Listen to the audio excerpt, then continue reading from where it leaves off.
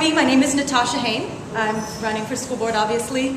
And I'm a fourth-generation San Franciscan on my father's side. My parents were both first in their family to graduate from college, thanks to California's public schools. And I was raised, they were activists in the 60s in UC Berkeley, and I was raised to hold strong the progressive values that make San Francisco what it is. Progressive, strong values around advancing civil rights, around diversity and equity, around opportunity and creativity, and around empowering individuals to be agents of their own destiny, and to make sure that every person sees their talents and their dreams come true.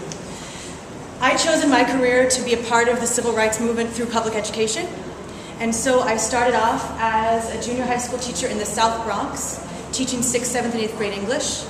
I taught about 150 students a year, most of whom were either going to be first in their family to graduate from college or who had been very recent immigrants to this country. I saw firsthand through that experience what we need to do to close the achievement gap in our schools, what is working for teachers, and the grave inequities in the system that we have to address. So I moved home, and for 10 years have been working, interestingly, behind the scenes, but I would argue to you that I'm the candidate with the most experience from the classroom, district, state, and federal perspective to bring to the school board.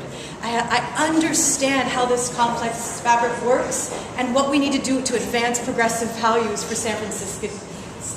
Specifically, I want to see a day, and I don't see why we can't do it here in San Francisco, where every child in every neighborhood starts preschool and is given the opportunities and the supports to walk across the stage towards graduation 13 years later, to be able to choose to go to college, to choose to carry out their dreams. Right now, 50% of our students who are graduating from our schools even have the credits necessary to apply for a UC or Cal State school. That's 1 out of every 2. And of that, 16% of our African American students are graduating with the credits necessary to apply for college, to choose. So we have a long way to go as a city. We have a long way to go to advance equitable education in every one of our public schools and to engage families. I'll be brief. You've been listening all day. I have 3 things that I care really passionately about.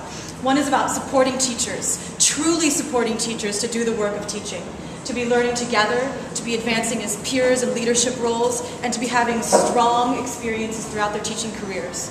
Secondly, it's empowering parents in every community with real information, with translated information, participating, as Bobby said, on ELACs and on school site councils and on PTAs, and frankly, voting in school board elections.